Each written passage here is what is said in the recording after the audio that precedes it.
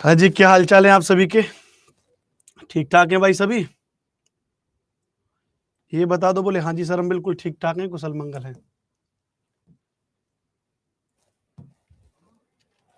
ठीक है भाई, धन्यवाद सर। तो स्टार्ट करें क्लास को भाई।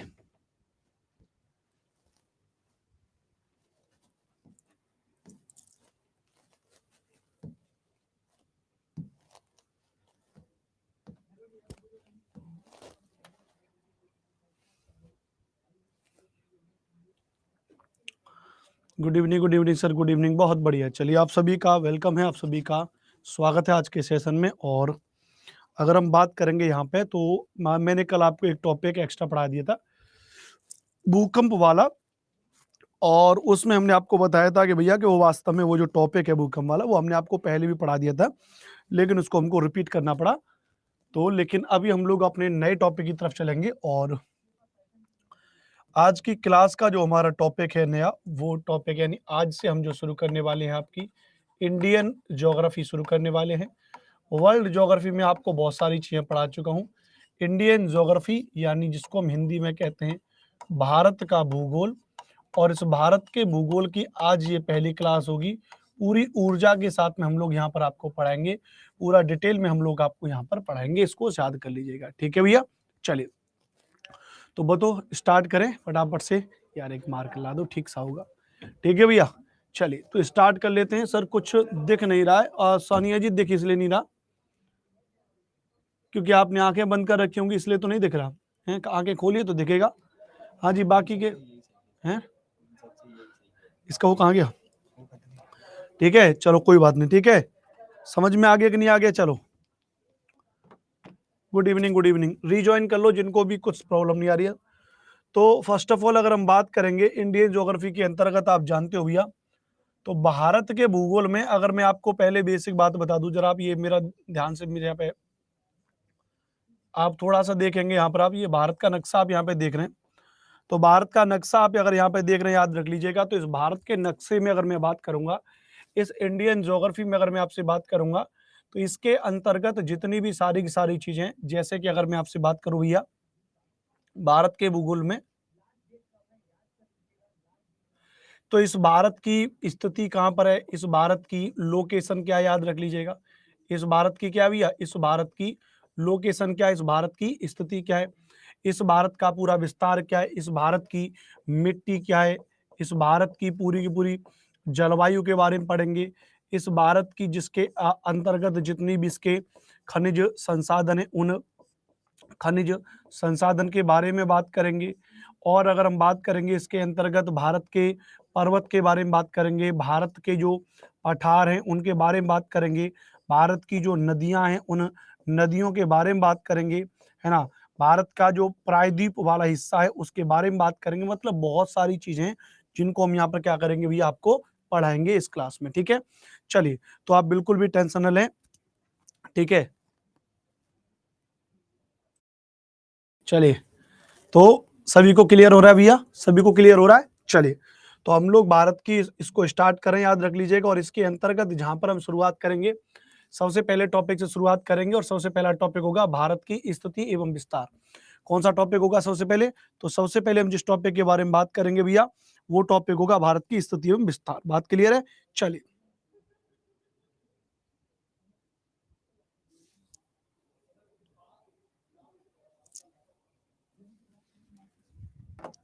ठीक है,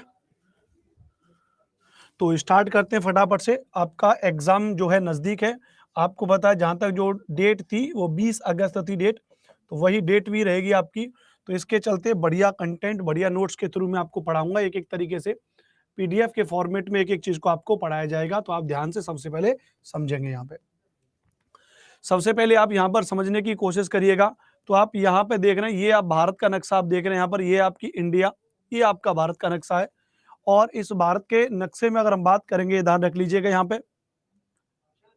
सर किसी को दिख रहे हैं क्या भाई? जिनको नहीं दिख रहे हैं वो एक बार रीज्वाइन कर लो। कोई नए तो हो नहीं, पहले दिन तो क्लास में देख नहीं रहे हो, इतने दिन से क्लास देख रहे हो, तो इतनी तो बुद्धि आपके अंदर होनी चाहिए ना, इतना तो आपके अंदर दिमाग होना चाहिए कि अगर नहीं दिख रहा है तो उसको रीज्वाइन कर ले, एक बार जाकर के 2 बार रीज्वाइन कर लें।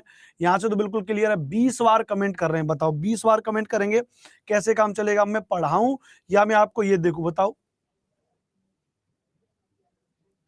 गजब के आदमी हो यार, समझ में नहीं आ रहा, पता नहीं। लाओ मैं देखता हूं कहां पे नहीं दिख रहा मेरे को।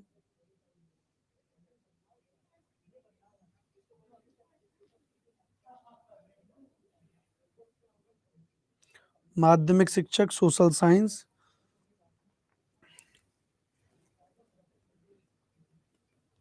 अनुपम सर लाइव।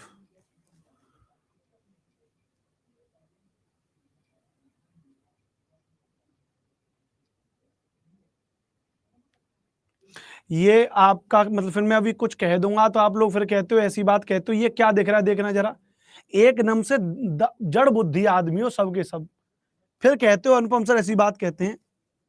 अरे एक बार अपना देख भी लिया करो नेट में, नहीं कमेंट पे कमेंट कमेंट, किसी को दिख रहा हूं किसी को दिख रहा हूं, अरे एक बार अपने आप को देख लो। गजब आदमी हो यार, मतलब अच्छा बड़ा मूड बनता है पढ़ाने का, उस मूड की ऐसी की तैसी कर देते हो तुम लोग हैं।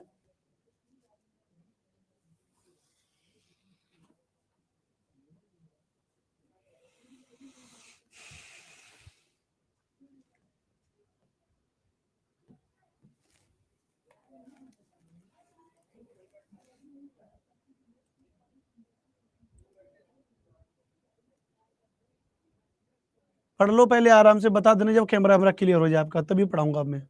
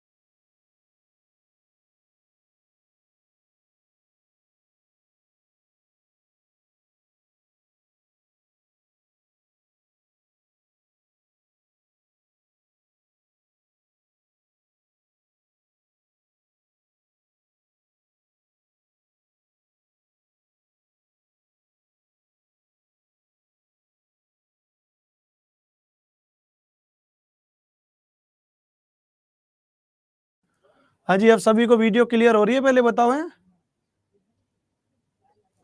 सबको वीडियो क्लियर हो रही है कि अभी भी किसी को वीडियो क्लियर नहीं हो रही है, बताओ। प्रशांत कुमार सिंह तुमको दिख रहा है भैया? 50 बार तुम भी कमेंट किए थे, लेकिन तुमको रिफ्रेश करना तो आता नहीं है।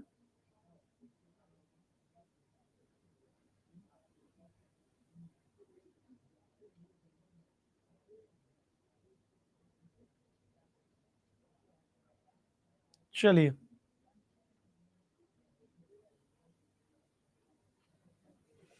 ठीक है भाई, फिर स्टार्ट कर लेते हैं अब मैं। और लेकिन अब बीच में कोई कमेंट मत करना, आपकी कमेंट परमानेंटली इनेबल कर दे रहा हूं मैं, ठीक है? अब याद रखिएगा, थोड़ा ध्यान से समझने की कोशिश करिएगा कि हम लोग जो डिस्कस कर रहे हैं, हम यहाँ पे डिस्कस करेंगे इंडियन ज्योग्राफी, भारत का भूगोल। भारत के भूगोल में आप यहाँ पर देख रहे हो, ये इंडिया है आपके सामने, यहाँ पर ये क्या भैया, ये इंडिया है आपके सामने, और इस इंडिया के बारे में अगर आप यहाँ पे देखोगे, ये आपके सामने यहाँ पर अपना पूरा का पूरा भारत का ये भूगोल आपके सामने, ठीक है? अब इस भारत के नक्शे को आप देख रहे हो, तो इस भारत के नक्शे को, और ये आप यहाँ पे हमारी देख रहे हो धरती को, हमारी देख रहे हो, हमारी पृथ्वी को देख रहे हो। तो ये क्या, अभी हमारी पृथ्वी है, याद रख लीजिएगा। ये क्या, हमारी अर्थ है। तो ये हमारी अर्थ है, और ये याद रख लीजिएगा ये हमारी पृथ्वी है। यहाँ पर अगर हम बात करेंगे, थोड़ा समझने की कोशिश करिएगा, अगर लोकेशन की बात करें, अगर स्थिति की अगर हम यहाँ पर बात करें कि स्थिति का क्या माजरा है, तो सबसे पहले अगर आप ये देखो, इस भारत को अगर आप देखो, इस भारत को, कि ये भारत जो है पृथ्वी में कहां पर है, तो सबसे पहले समझ के रखना, भारत की अक्षांश स्थिति पूछी जाती है, लैटिट्यूड एक्सटेंशन भारत का पूछा जाता है, तो वो है 6 डिग्री 4 मिनट से 37 डिग्री 6 मिनट उत्तर अक्षांश, उत्तर अक्षांश। तो याद रख लीजिएगा 6 डिग्री 4 मिनट से 37 डिग्री 6 मिनट उत्तर अक्षांश हो जाएगा भारत की अक्षांशीय स्थिति। वहीं भारत की देशांतर स्थिति के बारे में बात करेंगे, लॉन्गिट्यूड एक्सटेंशन के बारे में बात करेंगे, 68 डिग्री 7 मिनट से 97 डिग्री 25 मिनट पूर्वी देशांतर क्या हो जाएगा भैया, भारत की देशांतर स्थिति हो जाएगी। क्या हो जाएगी भैया, भारत की देशांतर स्थिति हो जाएगी। तो अक्षांशीय स्थिति लैटिट्यूड एक्सटेंशन 6 डिग्री 4 मिनट से 37 डिग्री 6 मिनट। वहीं भारत की देशांतर स्थिति 68 डिग्री 7 मिनट से 97 डिग्री 25 मिनट पूर्वी देशांतर हो जाएगा। इस बात को थोड़ा समझने की कोशिश यहाँ पर कर लीजिएगा, ठीक है। चलो, तो ये भारत के बारे में बेसिक क्वेश्चन पूछा जाएगा कि बताओ भैया भारत की स्थिति क्या है, भारत का देशांतर कितना है, भारत का अक्षांश कितना है। अच्छा, भारत पृथ्वी पर है, और पृथ्वी का एक मॉडल होता है जिसको हम कहते हैं ग्लोब कहते हैं। क्या कहते हैं, ग्लोब। तो model of the earth, model of the earth क्या होता है, जिसको हम कहते हैं पृथ्वी का प्रारूप, वो क्या होता है, तो पृथ्वी का प्रारूप क्या होता है भैया, ग्लोब होता है। याद रख लीजिएगा क्या होता है, ग्लोब। तो प्रश्न पूछा था कि ग्लोब का आविष्कार किसने किया, तो याद कर लीजिएगा ग्लोब का आविष्कार किया मार्टिन बेहन ने, सबसे पहले ग्लोब का आविष्कार किया। तो ग्लोब का आविष्कार किसने किया, तो ग्लोब का आविष्कार किया, याद रख लीजिएगा मार्टिन बेहम नामक व्यक्ति ने ग्लोब का आविष्कार किया था। इस बात को याद रख लीजिएगा, इस बात को समझने की कोशिश कर लीजिएगा। अब भारत के विभिन्न नाम होते हैं, ध्यान रख लीजिएगा, बहुत सारे भारत के नाम हैं। तो उनमें अगर हम बात करेंगे, भारत का जो इंडिया नाम है, याद रख लीजिएगा, तो ग्रीक्स यानी यूनानियों के द्वारा भारत को जो नाम दिया गया, वो नाम दिया गया इंडिया, नाम दिया गया। इस बात को याद रख लीजिएगा। तो भारत के जो विभिन्न नाम है, इंडिया है उसमें ग्रीक्स नाम दिया गया है। हिंदुस्तान की अगर बात करेंगे, याद रख लीजिएगा, तो हिंदुस्तान जो नाम दिया गया भारत को, वो पर्शियन या ईरानियों के द्वारा दिया गया। किसके द्वारा दिया गया, पर्शियन या ईरानियों के द्वारा दिया गया, याद रख लीजिएगा। भारत को भारत नाम किसके द्वारा दिया गया, तो राजवंश भरत के नाम पर भारत को नाम भारत दिया गया, ध्यान रख लीजिएगा। आर्यावर्त, भारत को आर्यावर्त नाम किसके द्वारा दिया गया, तो आर्यों के नाम पर भारत का नाम आर्यावर्त रखा गया। जम्बू द्वीप की बात करेंगे, तो जम्बू द्वीप भारत का नाम, जो पुराणों में भारत का नाम जम्बू द्वीप मिलता है। जम्बू द्वीप का कहीं तक सामान्यतः अर्थ निकलता है जामुनों का द्वीप, यानी जो जामुनों के पेड़, तो जो जामुन होता है एक फल होता है, ऐसे जामुन के पेड़ यहाँ पर बहुत पहले मिलते थे। तो बहुत सारे, ध्यान रख लीजिएगा, जो बौद्ध ग्रंथ हैं, जो बहुत सारे बौद्ध ग्रंथ हैं या और जितने भी अन्य ग्रंथ हैं, उसमें भारत को क्या कहा गया, उसमें भारत को जम्बू द्वीप कहा गया है। इसीलिए हमने यहाँ पर ये ऐड कर दिया। तो ये यहाँ से कभी कभी एक सामान्य से एक प्रश्न बन जाता है कि भारत को या भारत को हिंदुस्तान कह करके किसने बुलाया, भारत को इंडिया कह करके किसने बुलाया, भारत को भारत कह के किसने बुलाया भैया, है ना। भारत में आर्यावर्त किसने कहा, जम्बूद्वीप किसने कहा। तो भारत का नाम भारत भी कहा गया है, थोड़ा समझने की कोशिश करिएगा। इसको लेकर के एक अलग एक कहानी भी है। वो कहानी क्या, थोड़ा इसको समझेंगे। एक तो कहते हैं, ध्यान रख लीजिएगा, एक भरत कबीला था। क्या था भैया, एक भरत कबीला था। पहले आपको पता, जो ऋग्वैदिक संरचना थी, कबीलाई संरचना थी। तो जो भरत कबीला था, उसमें याद रख लीजिएगा, भरत कबीले में अगर मैं आपसे बात करूंगा, तो एक राजा था जिसका नाम था भरत। क्या था भैया, भरत क्या था, एक राजा था, है ना, एक कबीलाई राजा था। तो कुछ लोग कहते हैं कि ये इस भरत के नाम पर, ध्यान रख लीजिएगा, और देश का नाम भारत पड़ा है। इस भरत राजा के नाम पे देश का नाम भारत पड़ा, इस बात को याद रख लीजिएगा, ठीक है। समझ रहे। दूसरे कुछ लोग जो जैन धर्म के अनुयायी हुए, ध्यान रख लीजिएगा, जो जैन धर्म के अनुयायी हुए, तो जो जैन धर्म के अनुयायी हुए, तो जैन धर्म के कितने तीर्थंकर हुए, तो जैन धर्म के कुल 24 तीर्थंकर हुए। जैन धर्म के कुल कितने तीर्थंकर हुए, तो जैन धर्म के 24 तीर्थंकर हुए। और जो 24 तीर्थंकर हुए, याद रख लीजिएगा, उस जैन धर्म के 24 तीर्थंकर में जो पहले हुए, जिनका नाम था आदिनाथ। क्या नाम था जिनका, तो जिनका नाम था आदिनाथ, जिनका नाम था ऋषभदेव। क्या था भैया, तो जैन धर्म के जो पहले तीर्थंकर हुए आदिनाथ या ऋषभदेव हुए, याद रख लीजिएगा। उनकी अगर हम बात करेंगे मेरे दोस्तों, उनके एक पुत्र तो हुए, ध्यान रखिएगा, जिनका नाम था बाहुबली। क्या नाम था, एक बेटे थे जिनका नाम था बाहुबली, एक दूसरे बेटे थे जिनका नाम भरत बताया गया। ऐसा कई जगह पुराणों में मिलता है। बाहुबली जो है ध्यान रख लीजिएगा, तो ये बाहुबली तो वो है जिनके नाम पर गोमतेश्वर बाहुबली, क्या गोमतेश्वर बाहुबली को, गोमतेश्वर बाहुबली की एक प्रतिमा भी लगी, आपको पता है कहां पर भैया, जो कर्नाटक में एक जगह ना, तो कर्नाटक में कौन सी जगह, कर्नाटक में एक जगह जहां पर गोमतेश्वर बाहुबली की एक प्रतिमा लगी है, ध्यान रख लीजिएगा, जहां पे प्रत्येक 12 वर्ष के बाद में क्या किया जाता है, प्रत्येक 12 वर्ष के बाद में महामस्तकाभिषेक किया जाता है। क्या किया जाता है भैया, तो महामस्तकाभिषेक किया जाता है प्रत्येक 12 वर्ष के बाद में। तो प्रत्येक 12 वर्ष के बाद में इसका महामस्तकाभिषेक किया जाता है गोमतेश्वर बाहुबली के नाम पर, ध्यान रखेगा।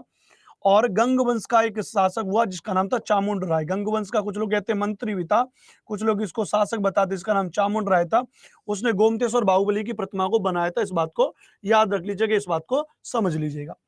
तो एक तो आदिनाथ के बेटे ये हुए, एक दूसरे आदिनाथ के बेटे हुए जिनका नाम था भरत। क्या नाम था, एक दूसरे जो आदिनाथ के बेटे हुए जिनका नाम भरत था। तो कुछ लोग ये भी कहते हैं इन भरत के नाम पर भारत का नाम क्या पड़ा, भारत पड़ा। तो इन भरत के नाम पर क्या पड़ा भैया, भारत का नाम भारत पड़ा। कुछ लोग ये भी कहते हैं, कुछ लोग ये कहते हैं भैया कि एक भरत कबीला था, उसका राजा था, ध्यान रखेगा, और शकुंतला पुत्र भरत जो कहते हैं भैया, याद रख लीजिएगा, और उसके नाम पर इसका नाम पड़ा। इस बात को याद रख लीजिएगा, ठीक है भैया। तो ये कहानी है। तो भारत के वैसे कई के नाम है, इस बात को आपको याद करना पड़ेगा, ठीक है भैया। चलिए, हालांकि भारत को जो ध्यान रख लीजिएगा। और मैं अगर आपको बात करूंगा तो भारत का एक नाम दूसरा भी पड़ता है, वो नर्मदा नदी का एक दूसरा नाम था, है ना, बिहार, रेवाखंड। भारत का एक दूसरा नाम मिलता था, भारत का एक दूसरा नाम मिलता था, इसको रेवाखंड भी कहा गया भारत को कई जगह। भारत को कई जगह क्या मिलता है भैया, रेवाखंड भी कहा गया। आप कहेंगे रेवाखंड क्यों, रेवाखंड इसलिए कहते हैं कि याद रख लीजिएगा, थोड़ा ऐसे छोटा समझने की कोशिश करिएगा, कि जो ये भारत है, इस भारत में याद रख लीजिएगा, यहां पर इस भारत में अगर हम बात करेंगे इस तरीके से, तो इस भारत में अगर हम आपसे बात करेंगे, तो यहां पर पहले ये नर्मदा नदी यहां पर बहती थी, अब भी बहती है, N4 नर्मदा नदी। आर्य लोग सबसे पहले आकर के कहां बसे थे, तो आर्य लोग यहां पर आकर के बसे थे। आर्य लोग जिसको हम क्या, जिनको हम कहते हैं सप्त सैंधव प्रदेश में आकर के बसे थे। आर्य लोग कहां पर आकर के बसे थे, तो आर्य लोग सप्त सैंधव प्रदेश में आकर के बसे थे। जब आर्य लोग सप्त सैंधव प्रदेश में आकर के बसे थे, ध्यान रख लीजिएगा, तो जब आपने इतिहास पढ़ा है, इतिहास में जब आप वेदों के बारे में पढ़ते हैं, तो उपवेदों के बारे में पढ़ते हैं, और वेदों के ब्राह्मण ग्रंथों के बारे में आपने पढ़ा होगा इतिहास में। तो ध्यान रख लीजिएगा, एक हमारे पास जो सबसे बड़ा ब्राह्मण ग्रंथ है, उस सबसे बड़े ब्राह्मण ग्रंथ का नाम है शतपथ ब्राह्मण ग्रंथ। क्या नाम है, शतपथ ब्राह्मण ग्रंथ। तो जो शतपथ ब्राह्मण ग्रंथ है, जो सबसे बड़ा ब्राह्मण ग्रंथ है, पेपर में पूछा जाता है, बीपीएससी में कई बार पूछा गया कि भैया सबसे बड़ा ब्राह्मण ग्रंथ कौन सा है, शतपथ ब्राह्मण ग्रंथ है। शतपथ ब्राह्मण ग्रंथ में एक कहानी आती है, जिस कहानी का नाम है विदेह माधव की कथा। किसकी भैया, विदेह माधव की कथा। तो विदेह माधव की कथा का एक जिक्र मिलता है, याद रख लीजिएगा। तो विदेह माधव की कथा से हमको ये बात पता चलती है कि ये जो आर्य लोग सप्त सैंधव प्रदेश में आए थे, इन आर्य लोगों का दक्षिण विस्तार कैसे हुआ। तो आर्य लोगों का दक्षिण विस्तार कैसे हुआ, ये बात हमको विदेह माधव की कथा से पता चलती है।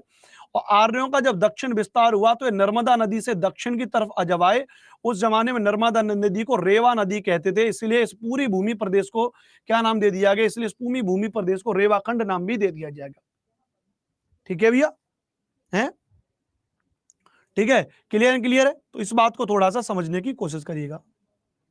सर आप जो नोट्स दिए थे उसमें जो क्वेश्चन है उसके कुछ आंसर में डाउट है, तो आप भेज दीजिएगा मुझे, वहीं व्हाट्सएप पर भेज दीजिएगा, मैं सबको क्लियर कर दूंगा, डोंट वरी। देखो मैं बार बार कहता हूं, आप मेरे अंदर 100 कमियां निकाल सकते हो, लेकिन मैं साफ कह रहा हूं कि पढ़ाई करने वाले बच्चे के साथ में मैं हमेशा हूं, पढ़ाई करने वाले के साथ में। जो बालक पढ़ाई करेगा मैं उसके साथ में दिन रात हूं, कभी भी और भी कुछ भी पूछ सकते हो। लेकिन जो रंगबाजी करते हैं, जो माहौल बनाने की कोशिश करते हैं, तो हम माहौल बनाते नहीं, हम रंगबाजी करते नहीं है, याद रख लीजिएगा। ठीक है भैया, चलिए ये बात क्लियर, यहां तक समझ में आ गया। अगर तुम रंगबाजी करोगे तो दिक्कत हो जाएगी, ठीक है। ये बात सारी चीज आप नोट कर लीजिएगा, ये पीडीएफ में है नहीं, ये मैंने आपको अलग से पढ़ा है, ठीक है। चलो अब हम क्योंकि भारत के बारे में पढ़ेंगे, याद रख लीजिएगा, क्योंकि अब हम भारत के बारे में पढ़ेंगे, तो जब भी हम भारत के बारे में पढ़ेंगे थोड़ा समझने की कोशिश करिएगा। तो भारत के बारे में पढ़ेंगे तो भारत का हमको क्या पढ़ना होता है भैया, भारत का विस्तार पढ़ना होता है, कि भाई भारत का विस्तार क्या है, भारत का दक्षिणी बिंदु क्या है, भारत का वेस्टर्न पॉइंट क्या है। तो अगर हम भारत के 4 बिंदुओं के बारे में बात करेंगे, याद रख लीजिएगा, तो ये क्या हो जाएगा, ये हो जाएगा, याद रख लीजिएगा, किबतू हो जाएगा, जो अरुणाचल प्रदेश में, ये क्या हो जाएगा, ईस्टर्न पॉइंट हो जाएगा, भारत का पूर्वी बिंदु हो जाएगा। तो eastern most point of India क्या हो जाएगा, भारत का पूर्वी बिंदु क्या हो जाएगा, तो किबुतु अरुणाचल प्रदेश में हो जाएगा, ध्यान रख लीजिएगा। यहाँ पे गलती से यहाँ लिखा हुआ है, पीडीएफ बनाते वक्त गड़बड़ी हो गया, इसको मत लिखना। तो भारत का पूर्वी बिंदु क्या हो जाएगा, अरुणाचल प्रदेश में हो जाएगा, ध्यान रख लीजिएगा। तो भारत का जो पूर्वी बिंदु है वो कितने पर हो जाएगा, तो 97 डिग्री 25 मिनट पूर्वी देशांतर, ईस्टर्न लॉन्गिट्यूड। जितना भी मैं आपको पढ़ा रहा हूँ, जो बच्चे नोट्स ले लिए हैं उन सब के वो नोट्स में ही लिखा हुआ है, तो टेंशन नहीं लेना, प्रिंट निकलवा लेना उसका बढ़िया से और पढ़ते रहना, ठीक है। ठीक है, ज्योग्राफी के जिनको बच्चों को मैंने अलग से नोट्स दिए हैं, तो वो ये सब कुछ उन नोट्स में लिखा हुआ है, ठीक है भैया।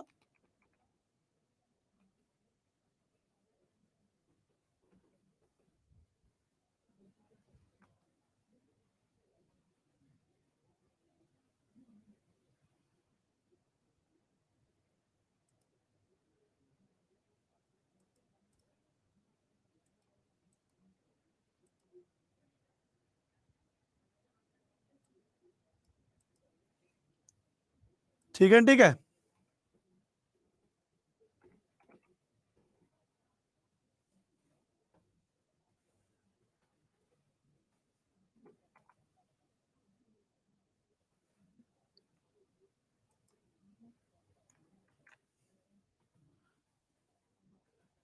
हाँ जी, तो बाकी जिनके पास नहीं है वो मैंने नंबर टेक्स्ट में छोड़ दिया, कमेंट में मैसेज कर देना। दूसरा, अगर हम बात करेंगे कि 68 डिग्री 7 मिनट पे क्या है, गौरी माता जिसको ग्वारमेटा कहते हैं जो गुजरात में, तो ये क्या हो जाएगा, ये भारत का पश्चिमी बिंदु हो जाएगा। क्या हो जाएगा, भारत का, तो ये क्या हो जाएगा भैया, भारत का पश्चिमी बिंदु हो जाएगा। इसको हम बोलते हैं western most point of India. तो western most point of India, तो western most point of India की अगर हम बात करेंगे, तो इसकी अगर हम बात करेंगे, भारत के पश्चिमी बिंदु के बारे में बात करेंगे, तो भारत का जो पश्चिमी बिंदु है वो क्या हो जाएगा, गुजरात हो जाएगा, जिसको गौरीमाटा ग्वारमोटा गुजरात में हो जाएगा। भारत का पूर्वी बिंदु किबुतु हो जाएगा जो अरुणाचल प्रदेश में हो जाएगा। भारत के अगर उत्तरी बिंदु की बात करेंगे, भारत का नॉर्दर्न पॉइंट की बात करेंगे, अगर भारत के उत्तरी बिंदु की बात करें कि भाई आखिरकार भारत का उत्तरी बिंदु क्या है, तो भारत के उत्तरी बिंदु की अगर बात करेंगे तो 37 डिग्री 6 मिनट पे इंदिरा कॉल हो जाएगा। वही अगर हम बात करेंगे 8 डिग्री 4 मिनट पे अगर बात करेंगे तो केप कोमोरिन तमिलनाडु में हो जाएगा, जो भारत का मुख्य भूमि का दक्षिणी बिंदु है, southern most point of India है।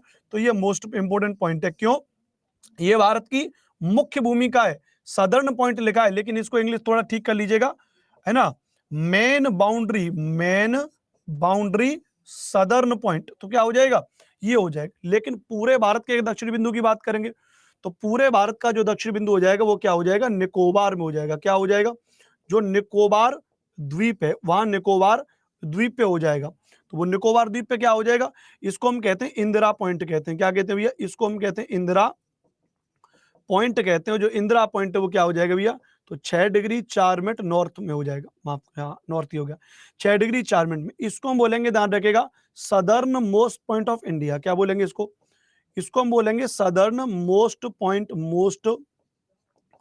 Point of India. इसको हम क्या बोलेंगे भैया, इसको हम बोलेंगे southern most point of India, बोलेंगे निकोबार द्वीप के बारे में। ठीक है, याद हो गया कि नहीं हो गया बताओ। तो इस चीज को थोड़ा सा आप यहाँ पे याद रख लीजिएगा, इस चीज को थोड़ा सा आप यहाँ पे समझ लीजिएगा। ये भारत के 4 बिंदु जो पेपर की दृष्टि से बड़ा महत्वपूर्ण है। अब हम थोड़ा सा भारत के बारे में और बात करेंगे। जैसे अगर आपसे पूछा जा रहा है कि ये बताइए भैया भारत की पूर्व से पश्चिम तक की लंबाई कितनी है, तो 2933 किलोमीटर की अभी भारत की पूर्व से पश्चिम तक की लंबाई है। भारत की उत्तर से दक्षिण तक की लंबाई कितनी है, तो 3214 किलोमीटर क्या हो जाएगी, भारत की उत्तर से दक्षिण तक की लंबाई हो जाएगी। भारत का दक्षिणी बिंदु क्या हो जाएगा, तो इंदिरा पॉइंट 6 डिग्री 4 मिनट, जो ग्रेट निकोबार में स्थित है, भारत का दक्षिणी बिंदु हो जाएगा। भारत उत्तर पूर्वी गोलार्ध में स्थित है, याद रख लीजिएगा, नॉर्थ ईस्टर्न हेमिस्फीयर में।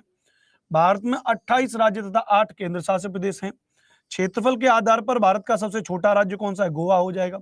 क्षेत्रफल के आधार पर भारत का सबसे बड़ा राज्य कौन सा हो जाएगा, राजस्थान हो जाएगा।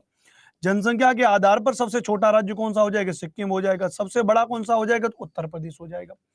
जनसंख्या के आधार पर सबसे छोटा सिक्किम हो जाएगा, सबसे बड़ा उत्तर प्रदेश हो जाएगा। क्षेत्रफल के आधार पर सबसे छोटा गोवा हो जाएगा, सबसे बड़ा राजस्थान हो जाएगा। भारत के 9 केंद्र शासित प्रदेश, याद रख लीजिएगा, भारत के कितने, 9 केंद्र शासित प्रदेश। पहले भारत में 7 केंद्र शासित प्रदेश थे, लेकिन 31 अक्टूबर 2019 को जम्मू कश्मीर राज्य का विशेष दर्जा खत्म करके इसे 2 केंद्र शासित प्रदेशों में बांट दिया गया। पहले भारत में कितने केंद्र शासित प्रदेश थे, 7 केंद्र शासित प्रदेश थे। भारत के 9 केंद्र शासित प्रदेश की जगह इसको हेडिंग ऐसे कर सकते हैं, भारत के 8 केंद्र शासित प्रदेश। अभी इसकी वजह बताऊंगा। तो पहले भारत में 7 केंद्र शासित प्रदेश थे, लेकिन 31 अक्टूबर 2019 को जम्मू कश्मीर राज्य जो था, जिसको विशेष राज्य का दर्जा प्राप्त था, ये वही जम्मू कश्मीर, याद रख लीजिएगा, जिसमें धारा 370 की वजह से इसको स्पेशल राइट दिया गया था, कुछ अधिकार दिया गया था, लेकिन इसको खत्म करके 2 केंद्र शासित प्रदेशों में बांट दिया गया। जो 2 केंद्र शासित प्रदेश थे, जम्मू कश्मीर और लद्दाख। तो 2 तो ये हो गए भी, आप जम्मू कश्मीर को राज्य से हटा करके केंद्र शासित प्रदेश बना दिया। इंग्लिश में बोलते हैं यूनियन टेरिटरी, कभी कभी शॉर्टकट में बोल देते हैं यूटी बोल देते हैं। तो 2 तो ये हो गए, तीसरा अंडमान निकोबार, चौथा लक्षद्वीप, पांचवा नागर और दादरा हवेली, छठवां दमनदीप, सातवां दिल्ली, आठवां चंडीगढ़, नौवां पुदुचेरी। आप कहेंगे सर आप तो कह रहे हैं 8 केंद्र शासित प्रदेश, 9 कैसे हो गए? भारत सरकार ने दोबारा से एक और परिवर्तन किया, और वो क्या भारत सरकार के द्वारा परिवर्तन किया गया, इसको भी थोड़ा समझना। भारत सरकार के द्वारा एक और जो परिवर्तन किया गया, वो किया गया कि ये जो नागर और दादर हवेली है, दमन एवं दीव, नागर एवं दादर हवेली, दमन और दीव, ये जो 2 केंद्र शासित प्रदेश हैं, नागर और दादर हवेली, दमन और दीव की अगर मैं आपसे बात करूंगा, तो ये जो याद रख लीजिएगा, इनको क्या कर दिया गया, अब इनको एक केंद्र शासित प्रदेश कर दिया गया। क्या कर दिया गया? इनको भी क्या कर दिया गया? एक केंद्र शासित प्रदेश कर दिया गया। इस बात को याद रख लीजिएगा। क्या कर दिया गया? इनको एक केंद्र शासित प्रदेश बना दिया गया। इस बात को याद रख लीजिएगा, इस बात को समझ लीजिएगा। बोलो क्लियर है? तो अब इन 2 की जगह क्या कर दिया? 1 कर दिया। तो अब आप गिन लो, ये 1 2 3 4 5 6 7 और 8। तो अब कितने हो गए भैया? अब 8 केंद्र शासित प्रदेश हो गए। तो कैसे भारत में पहले 7 केंद्र शासित प्रदेश थे, 7 के बाद फिर 9 केंद्र शासित प्रदेश हुए, 9 के बाद कैसे फिर 8 केंद्र शासित प्रदेश हुए। भारत के बारे में पूरी की पूरी कहानी समझ में आ गया हो तो एक बार यस लिख दो, और अच्छा यदि समझ में आता है तो क्लास जब एंड हो जाती है आपकी, तो आप वहां पर भैया फिर फीडबैक भी दे करके जा सकते हैं कि नहीं साहब, अनुपम सर ने बढ़िया पढ़ाया, बहुत बढ़िया तरीके से। SST बाई अनुपम सर के नाम से आप मेरे साथ में हमेशा कनेक्ट रह सकते हो। SST बाई अनुपम सर के साथ में आप मेरे साथ में हमेशा कनेक्ट रह सकते हो। टेलीग्राम भी इसी नाम से, SST बाई अनुपम सर के नाम से। यूट्यूब पर भी कभी आपको सर्च करना है तो आप SST बाई अनुपम सर के नाम से यूट्यूब पे सर्च कर सकते हैं। ठीक है भैया, चलिए आगे बात करेंगे। दुनिया में कुछ भी चीज फ्री नहीं है सुल्ताना खातून जी, दुनिया में कुछ भी चीज फ्री नहीं है। ठीक है, चलिए आगे चलेंगे। बात क्लियर? नेक्स्ट पॉइंट पर चलेंगे, आगे चलेंगे, नेक्स्ट चीज की बात करेंगे। ये पुराना पॉइंट हो गया, इस पॉइंट को पढ़ने की जरूरत है नहीं। यहां पे इस पॉइंट को पढ़ने की जरूरत है नहीं कि भाई कब कब इसको अप्रूव किया गया था। अब हम भारत में आएंगे तो हम भारत की जलीय सीमाओं के बारे में बात करेंगे। किसके बारे में बात करेंगे? तो हम बात करेंगे भारत की जलीय सीमाओं के बारे में बात करेंगे, वाटर बाउंड्री के बारे में बात करेंगे। तो याद रख लीजिएगा, भारत की 3 जलीय सीमाएं। क्या भैया? भारत की 3 जलीय सीमाएं याद रख लीजिएगा। तो भारत की क्या 3 जलीय सीमा याद रख लीजिएगा? जैसे प्रादेशिक सीमा, अविच्छिन्न मंडल और अनन्य आर्थिक क्षेत्र। प्रादेशिक सीमा जिसको हम कहते हैं टेरिटोरियल सी कहते हैं, अविच्छिन्न मंडल जिसको हम कॉन्टिग्यूअस जोन कहते हैं, अनन्य आर्थिक क्षेत्र जिसको हम एक्सक्लूसिव इकोनॉमिक जोन कहते हैं, जिसको EEZ कहते हैं। अब ये है क्या? आप इस भारत को देख रहे हो, और जब आप इस भारत को देख रहे हो, यहाँ पे याद रख लीजिएगा, तो भारत का यह वाला जो हिस्सा है, भारत का यह वाला जो हिस्सा है, यह वाला हिस्सा भारत का किससे घिरा हुआ भैया? तो यह वाला हिस्सा भारत का जल से घिरा हुआ है। और इस साइड में क्या है? इस साइड में हो जाएगी, याद रख लीजिएगा, बंगाल की खाड़ी। इस साइड में क्या हो जाएगी भैया? इस साइड में हो जाएगी बंगाल की खाड़ी। और यहाँ पर क्या हो जाएगा भैया? तो इस साइड में क्या हो जाएगा? तो इस साइड में यहाँ पर हो जाएगा अरब सागर। क्या हो जाएगा भैया? यहाँ पर क्या हो जाएगा? अरब सागर हो जाएगा। यहाँ पर इस साइड में क्या हो जाएगी? बंगाल की खाड़ी हो जाएगी। याद रख लीजिएगा, बात क्लियर है? तो जब यहाँ पर ये, अब यहाँ पे तो भाई भूमि लगी है, लेकिन जल वाले हिस्से को कैसे मापें? तो जल की 3 सीमाएं होती हैं। जल की कितनी सीमा होती हैं? 3 सीमाएं। कैसे कैसे समझेंगे, यहाँ पे ध्यान रखिएगा। ठीक है भैया? तो प्रादेशिक सीमा, अविच्छिन्न मंडल, अनन्य आर्थिक क्षेत्र। अब याद रख लीजिएगा, थोड़ा आप समझिएगा कि विश्व में सभी देशों को समुद्रों में अधिकार देने के लिए, अर्थात उनकी समुद्री सीमाएं निर्धारित करने के लिए 1982 में संयुक्त राष्ट्र संघ के सदस्यों के बीच एक समझौता हुआ, जिसको हम क्या कहते हैं? तो जिसको हम अनक्लोज कहते हैं। जिसको हम क्या कहते हैं भैया? तो जिसको हम क्या कहते हैं भैया? अनक्लोज कहते हैं। याद रख लीजिएगा, जिसको हम क्या कहते हैं भैया? तो जिसको हम अनक्लोज कहते हैं। याद रख लीजिएगा। तो भारत की जलीय सीमा हम बात करेंगे तो विश्व में सभी देशों को समुद्रों में अधिकार देने के लिए, अर्थात उनकी समुद्री सीमाएं निर्धारित करने के लिए 1982 में संयुक्त राष्ट्र संघ के सदस्यों के बीच एक समझौता हुआ, जिसको क्या कहते हैं भैया? अनक्लोज कहते हैं। याद रख लीजिएगा, क्या कहते हैं उसको भैया? अनक्लोज कहते हैं। इस चीज को नोट कर लीजिएगा, इस चीज को समझ लीजिएगा। अब क्या क्या अंतर है थोड़ा उसके बारे में समझ लेना। अरे रुक जा भाई,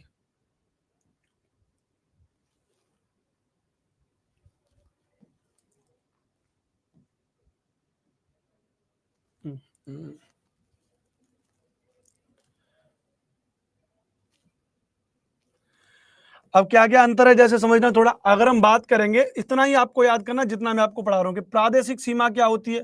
तो आधार रेखा से 12 समुद्री मील तक। आधार रेखा क्या है, जो मानचित्र में मैंने आपको बताई थी। तो मानचित्र में जो आधार रेखा से 12 समुद्री मील तक की दूरी को क्या बोलते हैं, प्रादेशिक सीमा बोलते हैं। अविच्छिन्न मंडल, जिसको हम संलग्न क्षेत्र भी बोलते हैं, वह आधार रेखा से 24 समुद्री मील तक की दूरी है। भाई ये भारत है, यहाँ पे ऐसे इस आधार रेखा से 12 समुद्री मील तक प्रादेशिक सीमा, इस आधार रेखा से 24 समुद्री मील तक अनंत, ये जो है अविच्छिन्न मंडल, और आधार रेखा से 200 नॉटिकल मील तक की दूरी को एक्सक्लूसिव इकोनॉमिक जोन कहते हैं या अनन्य आर्थिक क्षेत्र कहते हैं। ये आपको चीज यहाँ पे याद करनी पड़ेंगी। ये आपको चीज यहाँ पर क्या करनी पड़ेंगी, याद करनी पड़ेंगी। 200 समुद्री मील तक का मामला। ठीक है भैया, चलिए। आधार रेखा क्या है, इस आधार रेखा को भी थोड़ा समझ लीजिए। बेस लाइन क्या है, तो आधार रेखा का मतलब है थोड़ा समझना कि द्वीपों के तट काफी कटे छटे अथवा टेढ़े मेढ़े होते हैं। इन टेढ़े मेढ़े तटों को एक सीधी रेखा में मिलाने वाली रेखा आधार रेखा कहलाती है। तट और आधार रेखा के बीच के जल को आंतरिक जल कहते हैं। तट और आधार रेखा के बीच के जल को क्या कहते हैं भैया, आंतरिक जल कहते हैं। याद रख लीजिएगा, क्योंकि भारत का तट कैसा भैया, कटाफटा हो जाएगा। अब जो नेक्स्ट पॉइंट हमारा आ जाता है, वो आ जाता है हमारे भारत के पड़ोसी देश। क्या आ जाते भैया, अब वो आ जाते भैया हमारे भारत के पड़ोसी देश। अब बताओ भैया, यहां तक समझ में आ गया तो यस लिखो, फिर हम आगे चलेंगे। भारत के भूगोल में यहां तक की चीजें समझ में आ गई तो बताओ।